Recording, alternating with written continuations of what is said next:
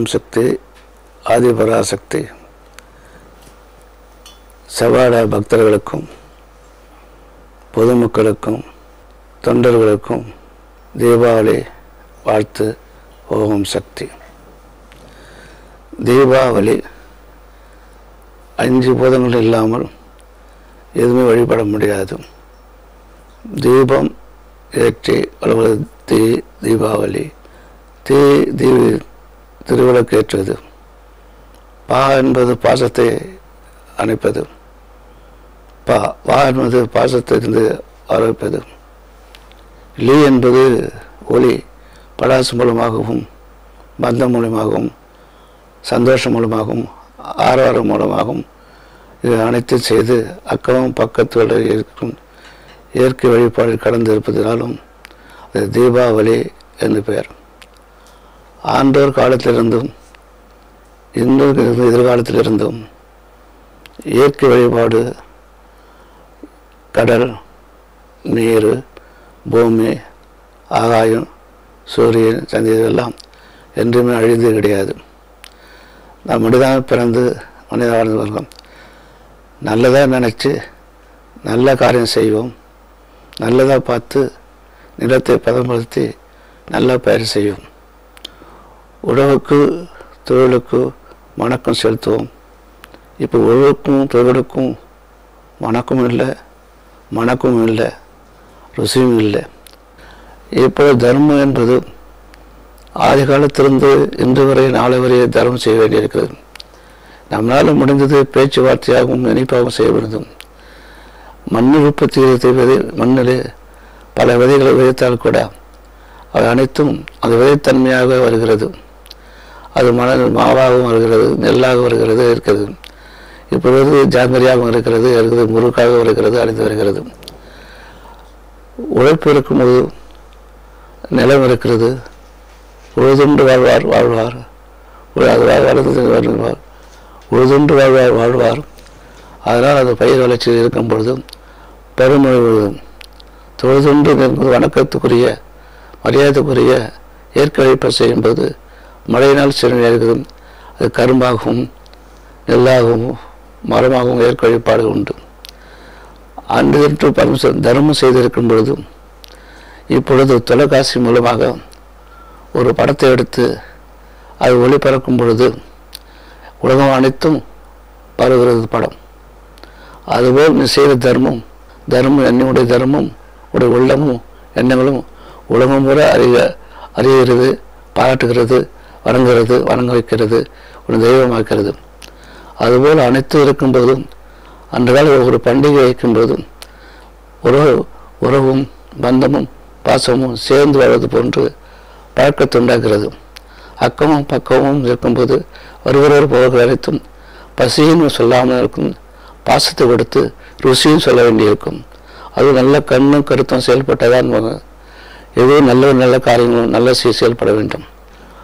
ஒன்றாக கூடி வாழ்வோம், இன்பத்தோடு வாழ்வோம், நல்ல வாழ்த்துகளோடு தீபாவளி ஆசை அம்மோட ஆசை அவர்கள் இருக்கும். செவ்வாட தொண்டர்களுக்கும் பக்தர்களுக்கும் தீபாவளி ஆசை ஆதிபராசக்தி. ஓம் சக்தி. ஓம் சக்தி. சக்திகள் அனைவருக்கும் என்னுடைய அன்பான காலை வணக்கத்தை அன்புடன் தெரிவித்துக் கொள்கின்றேன். முதலில் தீபாவளியை பற்றி பேச வேண்டும் என்றால் ஒவ்வொரு ஆண்டும் நாம் தீபாவளி கொண்டாடி கொண்டுதான் இருக்கின்றோம். அது சாதாரண ஒரு பண்டிகையாக மாறிவிட்டது. முன்னெல்லாம் தீபாவளி பொங்கல்னு சொன்னால் அப்போ தான் புது துணி எடுக்கிறது, பலகாரம் செய்யறதுன்ட்டு மக்கள் கொண்டாடுவார்கள். ஆனால் இப்போ மக்கள் எப்பவும் புது துணி எடுக்கிறாங்க, எப்பவும் பலகாரம் செய்து சாப்பிட்றாங்க. அதனால் இப்போ ஒரு பெரிய விஷயமா தெரியறதில்ல. தீபாவளின்னா தான் ஏதாவது ஒரு பலகாரம் செய்வாங்க. இட்லி சுடுறது கூட தீபாவளிக்கு அதான் சுடுவாங்க அந்த காலத்தில். அதனால் இப்போ தீபாவளி என்பது சர்வசாதாரணமாக மாறிவிட்டது மக்களுக்கு.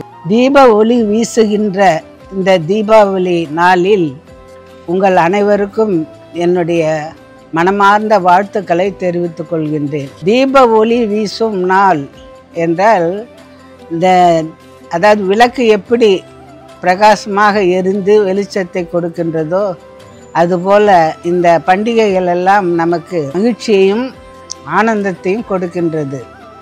அதனால்தான் எப்போ பார்த்தாலும் உழைச்சிக்கிட்டே இருக்கிறவங்களுக்கு ஒரு ஓய்வு வேண்டும் என்பதற்காக இந்த பண்டிகைகள் எல்லாம் அந்த காலத்தில் ஏற்படுத்தி கொடுத்திருக்கிறார்கள். தீப ஒளி வீசுகின்ற இந்த தீபாவளி நாளில் அனைவரும் மிகவும் ஜாக்கிரதையாக இருக்க வேண்டும். குழந்தைகளுக்கு புது ஆடைகள், பட்டாசு, தின்பண்டங்கள் என்று அவர்களுக்கு மிகவும் மகிழ்ச்சியான ஒரு நாளாக தீபாவளி திகழ்கின்றது. குடும்ப தலைவனுக்கு செலவு வருகின்ற ஒரு நாளாக திகழ்கின்றது. வீட்டில் இருக்கக்கூடிய குடும்ப தலைவிகளுக்கு ஒரு பலகாரம் செய்யணும், எல்லாருக்கும் கொடுக்கணும், வர்றவங்களை கவனிக்கணும், அப்படி ஒரு பொறுப்பு அதிகமாக, உடல் உழைப்பும் அதிகமாக இருக்கின்றது. எது எப்படி இருந்தாலும் ஒரு குடும்பம் சந்தோஷமாக இருக்கிறது என்றால் அதற்காக எல்லோரும் உழைத்து தான் ஆக வேண்டும். தீபாவளி நாளில் ஏதோ நரகாசூரனை வதம் செய்த நாளை, அவன் தன்னுடைய இறந்த நாளை மகிழ்ச்சியாக மக்கள் கொண்டாட வேண்டும் என்று நினைத்ததாக ஒரு வரலாறு சொல்கின்றது. இறந்த பிறகுதானா அவனுக்கு அந்த மற்றவங்களுடைய அருமை தெரிந்திருக்க வேண்டும். அதற்கு முன்னாடியே அவன் நல்ல மக்களை அனுசரித்து நடத்தியிருந்தால் அசுரனாக இல்லாமல் ஒரு நல்ல அரசனாக அவனை புகழ்ந்து இருப்பார்கள். இது ஒரு வரலாறு என்றாலும் இது ஒரு பண்டிகை என்பது மக்களுக்கு மகிழ்ச்சியாக இருக்கின்றது.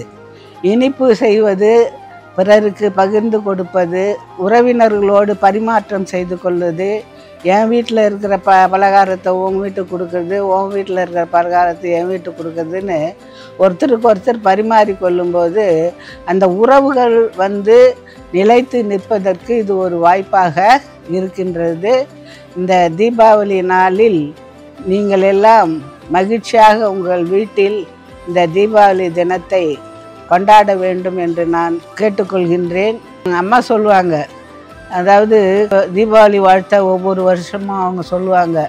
அந்த சொல்லும்போது அவங்களுக்கு புரியுதோ புரியலையோ அம்மா முகத்தை பார்க்குறோம் அப்படின்னு பக்தர்கள் சொல்லுவாங்க. அந்த பக்தர்கள் பார்க்க முடியாத அந்த முகம் மறைந்து விட்டது. எல்லோரும் மகிழ்ச்சியாக தீபாவளியை கொண்டாடுங்கள். அந்த தீபாவளி தினத்தன்றாவது எந்த குடும்பத்திலும் சண்டை சச்சரவு இல்லாமல் சந்தோஷமாக கொண்டாட வேண்டும் என்று நான் கேட்டுக்கொள்கின்றேன். கதை சொல்ல வேண்டும் என்றால், ஒரு துறவி இருந்தார். அந்த துறவி ஒரு ஊராக போய் உபதேசம் பண்ணிக்கிட்டே வராரு. அப்போ ஒரு செல்வந்தன் அவங்ககிட்ட கேட்குறாரு, ஐயா, வாழ்க்கையை எப்படி வாழணுன்ட்டு எனக்கு நீங்கள் சொல்லி கொடுங்க அப்படின்றார்.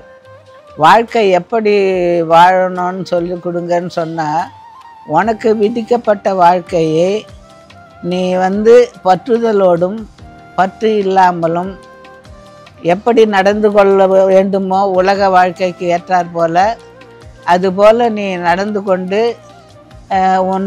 அதாவது செய்ய வேண்டிய நல்ல காரியங்களை செய்து செய்யக்கூடாத காரியங்களை செய்யாமல் இருந்து, அதாவது ஒரு பட்டும் படாமலும் சொல்லுவாங்க, அது மாதிரி தாமரை இலை தண்ணீர் போல நீ பற்றோடும் இருக்க வேண்டும், பற்று இல்லாமலும் இருக்க வேண்டும். இப்படி ஒரு பதமாக ஒரு வாழ்க்கை நடத்தி சென்றால் நீ நன்றாக வாழ்வாய் என்று சொன்னார். இந்த செல்வந்தருக்கு அது புரியல. ஐயா, எனக்கு புரியல, நீங்கள் கொஞ்சம் விளக்கமாக சொல்லுங்கள் அப்படின்றார். சரி, அப்போனா ஒரு விளக்கை ஏற்றிக்கிட்டு வா அப்படின்றாரு. அந்த விளக்கை ஏற்றி வச்சு ஒரு அதிகமான காற்று அடிக்கக்கூடிய இடத்துல வைக்கிறாரு. அந்த விளக்கு அணைந்து விடுகிறது. அடுத்தது அந்த விளக்கில் ஒரு குமிழியை போட்டு மூடி வைக்கிறாரு. அப்போவும் அந்த விளக்கு அணைஞ்சு போகுது. அப்புறம் குறைவான காற்று உள்ள அமைதியான இடத்துல அந்த விளக்கை வைக்கிறாரு. அந்த விளக்கு சுடர்விட்டு எரிகிறது.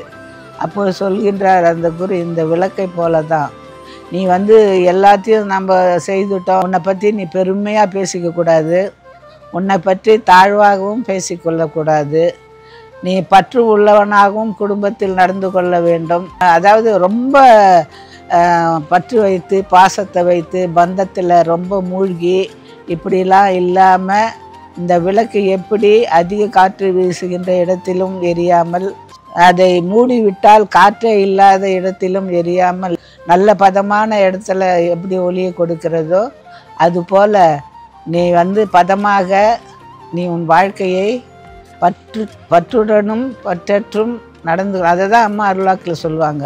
உன்னுடைய பற்றை குறைத்து கொள்ள வேண்டும். ரொம்ப ஒரு பற்றோடு நீ வாழ்ந்தால் அது உனக்கு சரிப்படாது அப்படின்னு அருள்வாக்கில் அடிக்கடி சொல்லுவாங்க.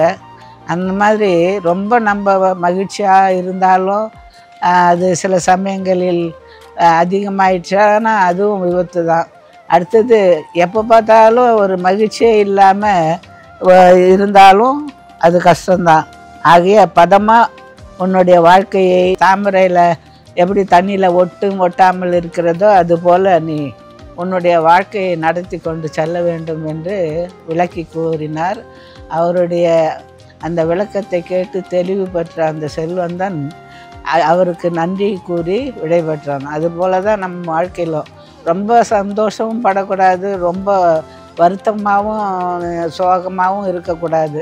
எந்த சூழ்நிலைக்கு ஏற்றால் போல நம்ம பற்றுடனும் பற்றற்றும் இருந்தால்தான் நல்ல ஒரு, இப்போ ஒருத்தர் மேலே பிரியம் வச்சோன்னு வச்சுக்க, ரொம்ப சில பேர் அப்படியே பிரியத்தில் அதாவது அவங்க இறந்துட்டா இவங்களும் இறந்துடுவாங்கன்ற அளவுக்கு அவ்வளோ பற்றி வச்சுருப்பாங்க. ஒரு கணவன் இறந்து விட்டால் மனைவியும் கூடவே இறந்துடுவாள். அப்படிப்பட்ட ஒரு ஆழ்ந்த பற்றுலாம் சரி வராது.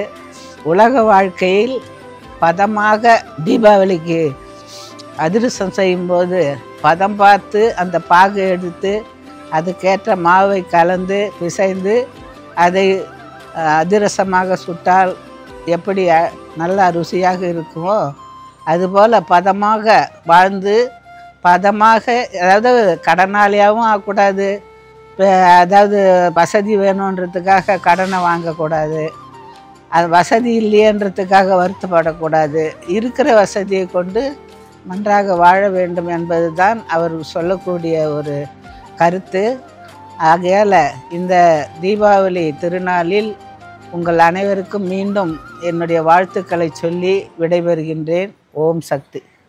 அழகான கோவில் கண்டேன், ஆதி பராசக்தி கண்டேன், பூலோக சொர்க்கம் ஒன்று நானும் கண்டேனே. அதிகாலை சூரியன் போல் அவதாரம் ஒன்று கண்டேன், பசுவோடு கன்று என நானும் நின்றேனே. சாய்ந்தாடும் வேம்பு கண்டேன், வேம்படியில் குருவை கண்டேன், குருவல்ல குலதெய்வம் உணர கண்டேனே. அன்னம் கொடுப்பவளின் அன்ன நடையை கண்டேனே. சின்ன சுவடுகளில் பல சித்திரம் கண்டேனே. மாயாதி மாயம் கண்டேன், மனசோடு பாசம் கொண்டேன். அம்மாவெனும் ஒரு வார்த்தை ஆயிரமாய் அர்த்தம் கண்டேன். அம்மாவை நினை மனமே, மேல்மருவூர் அம்மாவை நினை மனமே. Please like, share and subscribe to the Bangaru Amma Global YouTube channel for more inspiring and uplifting videos like this one.